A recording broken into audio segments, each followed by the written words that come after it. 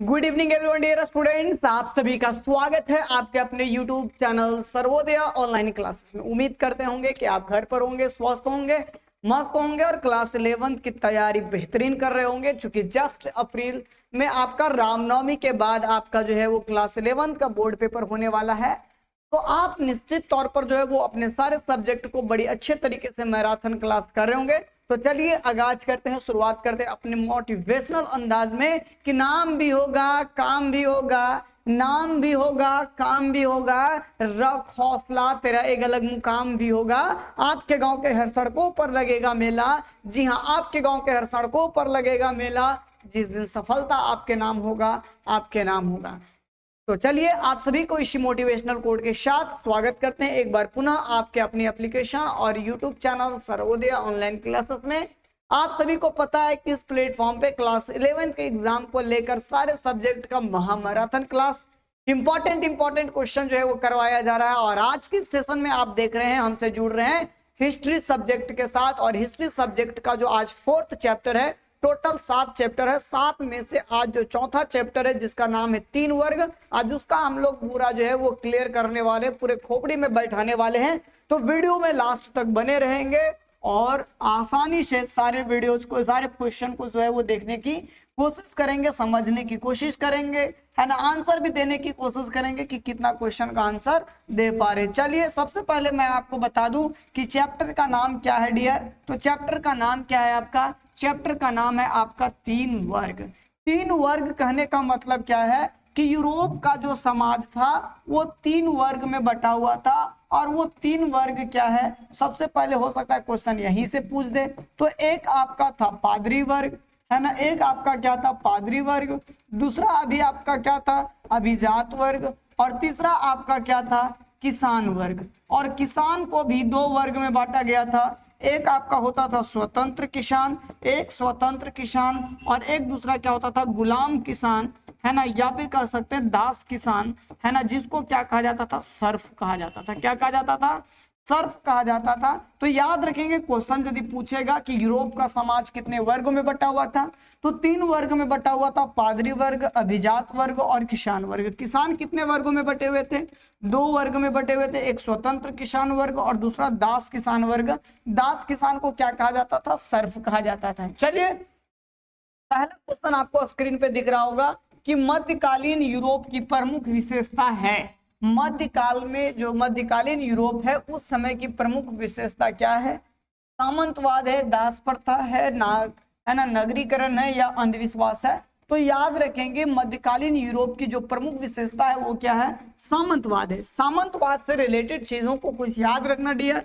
सबसे पहले यदि हम लोग बात करें सामंतवाद की, यदि हम लोग बात करें तो ये सामंतवाद जो है वो जर्मन भाषा के या जर्मनी भाषा के फ्यूड शब्द से बना है।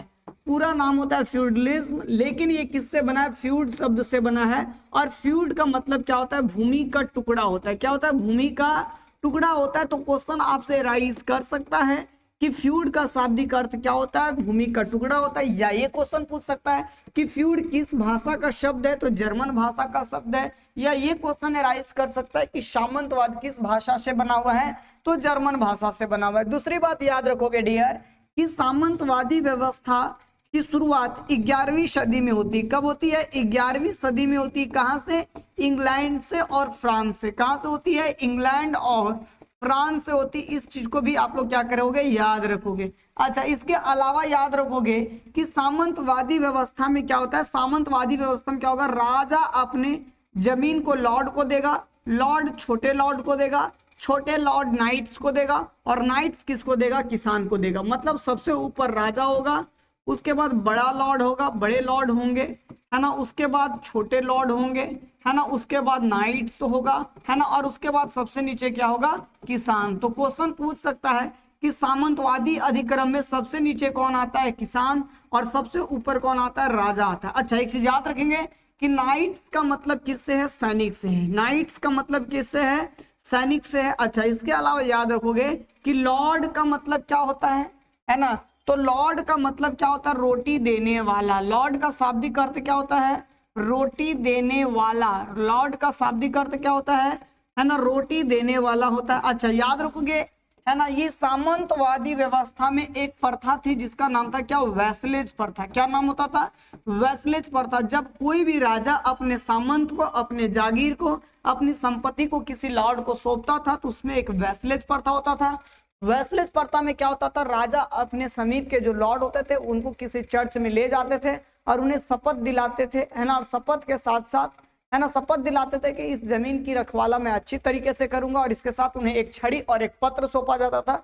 छड़ी इस बात का इंडिकेटर करता था कि वो उस जमीन का रखवाला है, और पत्र इस बात का इंडिकेटर था कि वो उस जमीन का लीगल क्या है, मालिक है ना। चलिए, इतना सारा क्वेश्चन तो आपके माइंड में बैठाए होंगे, ये तो आपका डन हो गया होगा, है ना। मध्यकालीन यूरोप का प्रमुख विशेषता क्या था भाई, सामंतवाद था। अब हमको लगता है कि सामंतवाद से रिलेटेड कोई भी क्वेश्चन आपका छूटना नहीं चाहिए। आगे देखते हैं, सेकंड क्वेश्चन नंबर कहता है डियर कि गोथिक शैली का विकास हुआ था, है ना।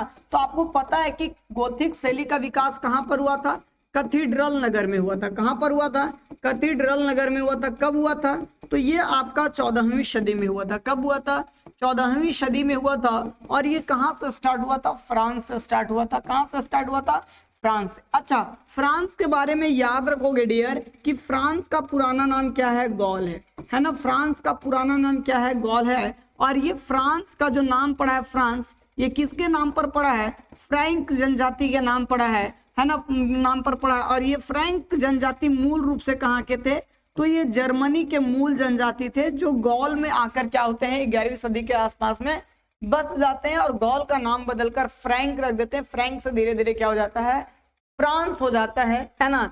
आगे की ओर बढ़ जाते हैं डियर, क्वेश्चन नंबर थर्ड की ओर बढ़ जाते हैं।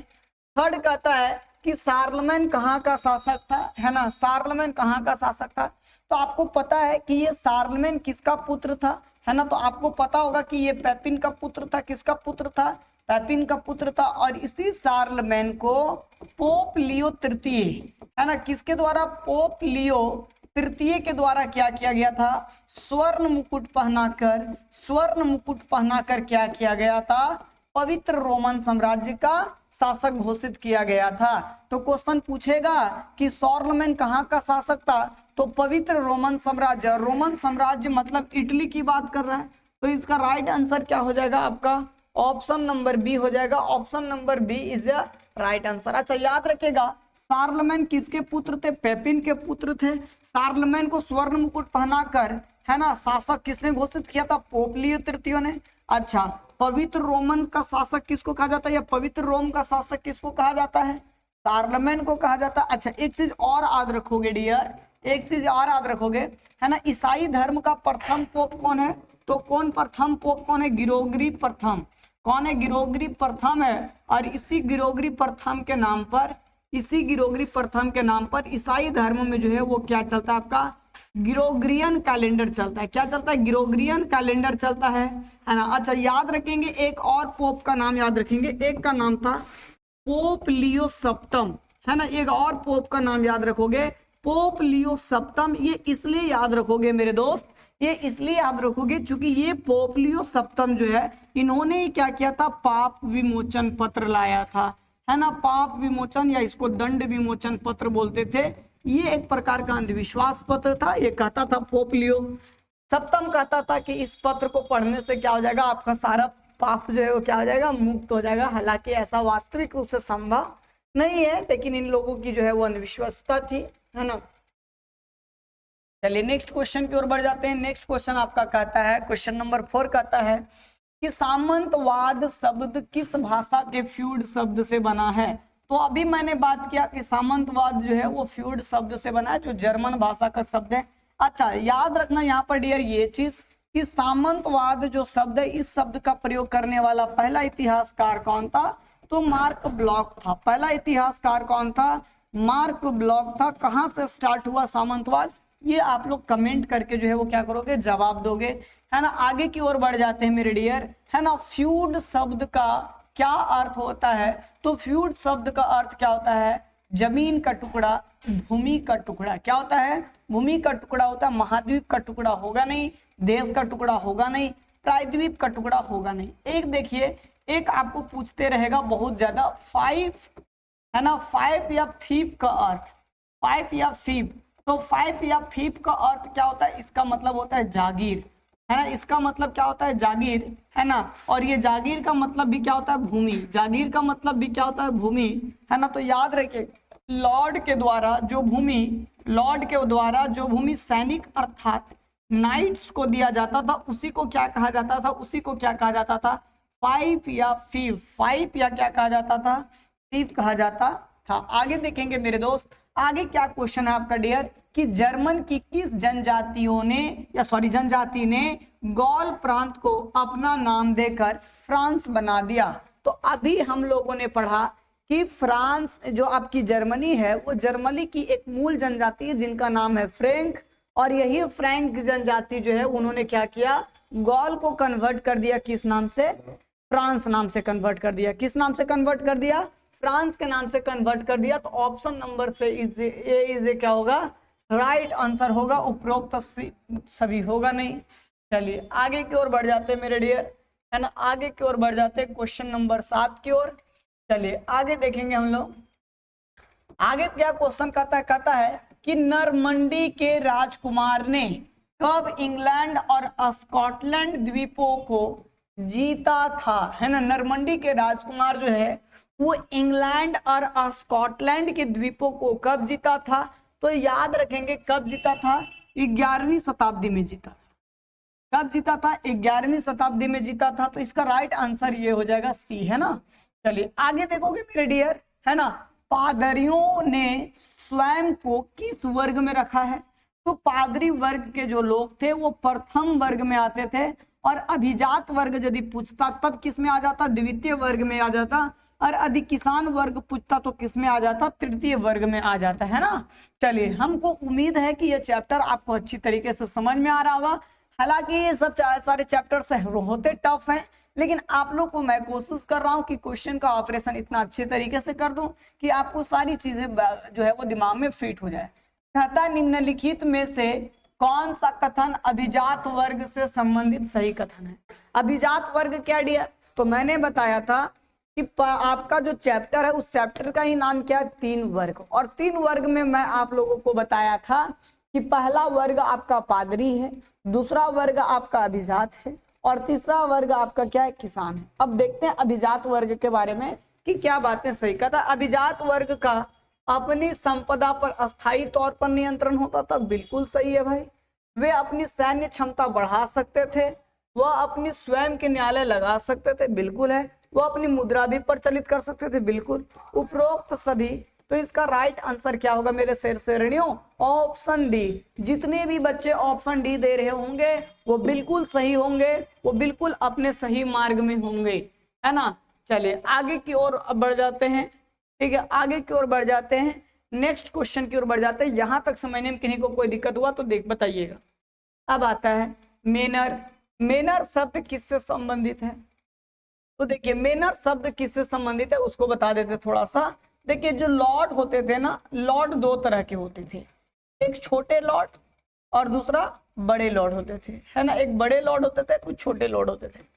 तो छोटे लॉर्ड और बड़े लॉर्ड के जो घर होते थे, आवास जो होते थे, उसी को क्या कहा गया, मेनर कहा गया। क्या कहा गया है, मेनर। याद रखिएगा कि छोटे लॉर्ड का जो मेनर होता था उसमें 10 से 12 परिवार रहते थे, है ना, 10 से 12 परिवार रह सकते थे। और बड़े लॉर्ड का जो मेनर होता था उसमें 50 से 60 परिवार रह सकते थे, है ना, 50 से 60 परिवार रह सकते थे, है ना। आगे देखते हैं नाइट्स कौन था, नाइट लिखा है, नाइट्स भी कहीं कहीं पर लिख देगा। तो नाइट किसको कहा गया डियर, तो नाइट जो है वो सैनिकों को कहा गया है। किसको कहा गया है, सैनिकों को कहा गया है। आगे देखो वो अभी फीफ के बारे में मैंने बताया था, फीफ या 5 के बारे में।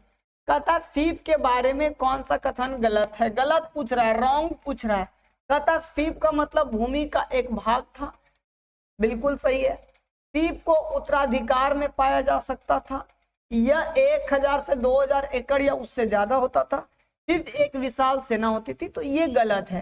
फीफ एक सेना नहीं होती थी, बल्कि ये क्या होता था, जमीन का टुकड़ा होता था, ये भी सही है।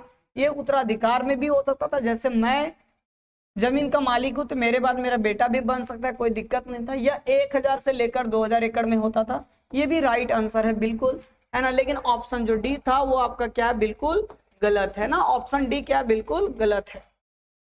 और यहाँ गलत क्वेश्चन को ही क्या करना था, पकड़ना था, है ना। यदि आप लोग में से कोई भी डियर स्टूडेंट जो 11th क्लास में बेहतरीन तैयारी करके, है ना, सारे बोर्ड पेपर में बढ़िया करना चाहते, तो उनसे मेरा रिक्वेस्ट होगा कि इस चैनल पर आपको सारे सब्जेक्ट के वीडियोस, मैराथन वीडियोस मिल जाएंगे।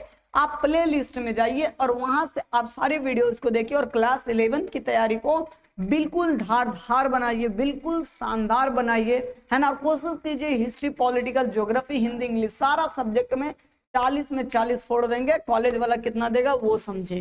फिलहाल यदि जो बच्चे 12th में बेहतरीन तैयारी करने का मन बना रहे होंगे, उन लोगों से मेरा रिक्वेस्ट होगा कि आप जो है वो हमारे अभ्यास बैच 2026 को ज्वाइन करें, है ना। इसलिए आपको मैं ज्वाइन करने के लिए बोल रहा हूं क्योंकि यहाँ सारे सब्जेक्ट के अलग अलग टीचर है, इनके मार्गदर्शन में, इनके संरक्षण में आपको जो है वो एक बेहतरीन तैयारी करने का मौका मिलेगा, है ना। रामनवमी के शुभ अवसर पर, है ना, आप सभी को मेरे ओर से रामनवमी की हार्दिक शुभकामनाएं। रामनवमी के पावन पर्व के अवसर पर, शुभ अवसर पर 70% ऑफ के साथ जो 5000 का फी है वो मात्र 1499 रुपये में दिया जाएगा। ये वैलिडिटी आपका रहेगा 8 अप्रैल तक। तो आप कोशिश कीजिए कि 8 अप्रैल तक इस बैच को परचेज कर ले और क्लास 11th में जो गलती किया मैंने टाइम पास करके, वो क्लास 12th में नहीं करे, बिल्कुल बेहतरीन तैयारी करे, है ना। उम्मीद रखता हूं आप सबसे कि जरूर इस बैच को ज्वाइन कीजिएगा और अपना फीडबैक दीजिएगा, है ना, कि कैसा लग रहा है वीडियो, है ना। वीडियो कैसा लग रहा है ये आप लोग कमेंट करके जरूर बताएंगे। चलिए, है ना, साथ ही साथ जो बच्चे हजारीबाग में रहते होंगे और उनको लगता होगा कि हम ऑफलाइन क्लास करें, तो आप ऑफलाइन क्लास करने के लिए भी आ सकते हैं। 10 तारीख से जो है ना, 10 अप्रैल, है ना, 10 अप्रैल से जो है वो हमारा बैच स्टार्ट हो रहा है। 3 बैच स्टार्ट हो रहा है, सुबह में 6 से 8, दोपहर में 11 से 1 और शाम में 3 से 5, है ना। ये दोनों बैच हमारा, ये तीनों बैच हमारा स्टार्ट हो रहा है। दोनों बैच में, है ना, दोनों ब्रांच में, हेड ब्रांच बुढ़वा महादेव भी और सेकेंड ब्रांच जो मेरा बाबू गांव में है वहां पर भी है। चलिए, बाकी बात आपके समय को ज्यादा हम नहीं लेंगे क्योंकि इस वक्त आपका समय बहुत ही इंपॉर्टेंट है। उसको मैं अपना एडवर्टाइजमेंट में पास नहीं करेंगे, बल्कि आपके, है ना, एग्जाम के दृष्टिकोण से हम लोग जो है उसको यूज करेंगे। देखिए, क्वेश्चन आपका है मेरे दोस्त, क्वेश्चन आपका आगे है कि पश्चिमी चर्च के अध्यक्ष, पोप होगा, पॉप नहीं होगा, पोप थे, वो कहाँ रहते थे। तो आप सभी को पता है कि पोप कहाँ रहते थे, वेटिकन सिटी में रहते थे, रोम में रहते थे। कहां पर रहते थे, रोम में रहते थे। Option number D is the right answer. कहता है ना, आगे कहता है चर्च को एक वर्ष के अंतराल में कृषकों से उसकी उपज का 10वां भाग कहने का मतलब है 1/10 लेने का अधिकार था। उसे क्या कहा जाता था, याद रखेंगे कि चर्च द्वारा किसानों से जो टैक्स वसूला जाता था उसको टीथ कहा जाता था, या क्या कहा जाता था, टाइथ कहा जाता था। बट एक राजा के द्वारा भी किसानों से कर वसूला जाता था, है ना, उसको क्या कहा जाता था, टील या टाइल, टील या टाइल। तो राजा द्वारा जो कर वसूला जाएगा, है ना, किसानों से, उसको क्या कहा जाता था, टील या टाइल। और जो चर्च द्वारा वसूला जाता था उसको क्या कहा जाता था, टीथ या टाइथ। कहता है आबे हिल्डेगार्ड कौन था। तो आपको पता होना चाहिए कि आबे हिल्डेगार्ड जो था वो एक क्या था, संगीतज्ञ था, है ना। और ये वो संगीतज्ञ था जिसमें चर्च में गाए जाने वाले गीतों को क्या करता है, सामुदायिक गीत में कन्वर्ट करता है, मतलब उसे इस लिरिक्स में बनाने का काम करता है कि पूरा ग्रुप में लोग उसको गा सके। आगे कहता है भिक्षुओं का ऐसा समूह जिसने 13वीं सदी में मठ में न रहने का निश्चय किया हो, उन्हें किस नाम से जाना जाता था। सबसे पहले बात करें, है ना, भिक्षु की यदि बात करें तो पुरुष साधुओं को, जो भिक्षु को, है ना, क्या कहा जाता था, भिक्षु कहा जाता था, है ना, भिक्षु कहा जाता था, या इसी को मोंक कहा जाता था। क्या कहा जाता था, मोंक कहा जाता था। और स्त्री भिक्षुनिया को क्या कहा जाता था, नन कहा जाता था। क्वेश्चन पूछेगा कि ईसाई धर्म में महिला भिक्षुनिया को क्या कहा जाता था, नन कहा जाता था, और पुरुष को क्या कहा जाता था, मोंक कहा जाता था। और उसमें कुछ ऐसे थे, है ना, जो मठ में नहीं रहते थे, वो हमेशा घूम घूम कर जो है वो जीवन व्यतीत करते थे। जैसे इस्लाम में फकीर का होता है, उसी तरह से ईसाई में जो घूम घूम कर अपना जीवन व्यतीत करते थे उनको क्या कहा जाता था, fryer. Option number A is right answer. देखो, काटो ना, टीथ तो होगा नहीं भाई, टैक्स से रिलेटेड है, मेनर तो होगा नहीं भाई, ये घर से रिलेटेड है, इनमें से कोई होगा नहीं। ऑप्शन नंबर ये बचा, मार देते हैं ऑप्शन नंबर ये को। आगे देखेंगे, है ना, आगे कहता है ना,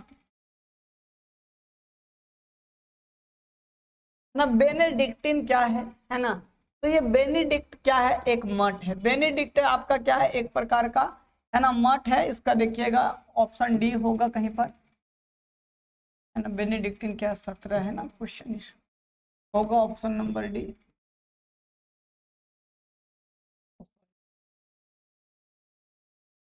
बेनेडिक्ट नहीं है, यहाँ पर कुछ और लिखना चाह रहा है। क्वेश्चन लिख रहा है बेनेडिक्टिन क्या है। बेनेडिक्टिन क्या है, तो देखिएगा बेनेडिक्टिन की यदि बात करें तो ये आपका क्या है, मठों में भिक्षुओं के लिए हस्तलिखित पुस्तक को नाम क्या किया गया है, बेनेडिक्टिन। हालांकि बेनेडिक्टिन हम इसको इसलिए याद कर रहे थे क्योंकि हमको याद आ गया एक मठ भी था जिसका नाम क्या था, सेंट बेनेडिक्ट। क्या नाम था, सेंट बेनेडिक्ट एक मठ भी है। और ये मठ जो है ना सेंट बेनेडिक्ट, ये मठ जो है वो कहां पर था, ये मठ जो था वो इटली में था। कहां पर था, इटली में। क्वेश्चन पूछ सकता है कि सेंट बेनेडिक्ट मठ कहां पर है, तो ये आपका इटली में था। और कब बना था, 529 ईस्वी में, है ना। इसके अलावा एक और मठ पूछते रहता है एग्जाम में, वो है आपका क्लूनी मठ। और ये क्लूनी मठ कहां पर है, तो ये बरगंडी में है। बरगंडी कहां पर पड़ता है, फ्रांस में पड़ता है। तो फ्रांस के बरगंडी में स्थित है एक क्या, क्लूनी मठ। और ये क्लूनी मठ कब बना है, 910 ईस्वी में। कब बना है, 910 ईस्वी में, है ना डियर। चलिए आगे की ओर आ जाते हैं, क्वेश्चन नंबर 18 की ओर। क्वेश्चन नंबर 18 कहता है कि मोनेस्ट्री शब्द किस भाषा के मोनो शब्द से बना है जिसका अर्थ ऐसा व्यक्ति जो अकेला रहता। तो देखिए मोनेस्ट्री शब्द का इस्तेमाल किसके लिए किया जाता है, भिक्षुओं के लिए किया जाता है। भिक्षुओं के लिए भिक्षु वर्ड भी यूज किया जाता है, मोंक भी वर्ड यूज किया जाता है, आबे भी वर्ड यूज किया जाता है, आबे भी वर्ड यूज किया जाता है, और मोनेस्ट्री भी यूज किया जाता है। तो यहाँ पर आप लोग देखेंगे कि मोनेस्ट्री शब्द जो है वो ग्रीक भाषा का शब्द है और ग्रीक भाषा के मोनो शब्द से बना है जिसका मतलब क्या होता है, अकेला।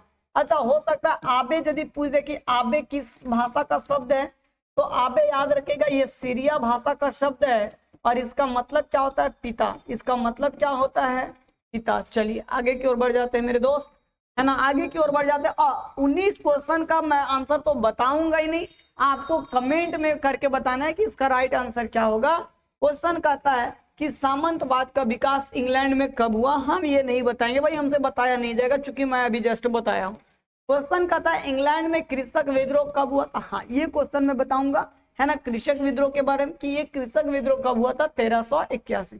सेंट बेनेडिक्ट मठ इटली में कब बना भाई, अभी जस्ट मैंने बताया सेंट बेनेडिक्ट कब बना, 529 में बना। अच्छा क्लूनी मठ तो बताऊंगा ही नहीं भाई, अभी जैसा बस जस्ट मैंने बताया, है ना। वीडियो आप लोग बढ़िया से देख रहे होंगे तो पता होगा। अरे चलो भाई बता देते हैं, मोह भी लगता है ना तुम लोग पर, ठीक है, मोह भी लगता है तुम लोग पर कि नहीं बताओगे तो दिक्कत है भाई, फिर घर है ना नाराज हो जाओगे। एक ऐसा कर जो राजा केवल किसानों पर कभी कभी लगाता था उसको क्या कहते थे, टैली कहते थे, या इसी को क्या कहते हैं, टाइल कहते थे, या टील कहते थे, है ना। टीथ या टाइट क्या है, चर्च द्वारा वसूला जाने वाला कर था। सर्फ किसे कहते हैं, तो सर्फ किसको कहते हैं, कृषि दास को, है ना, जो गुलाम किसान होते थे उनको कहा जाता था। पुरुष भिक्षुओं को किस नाम से जाना जाता था, तो मोंक नाम से। और महिला भिक्षु को किस नाम से जाना जाता था, नन।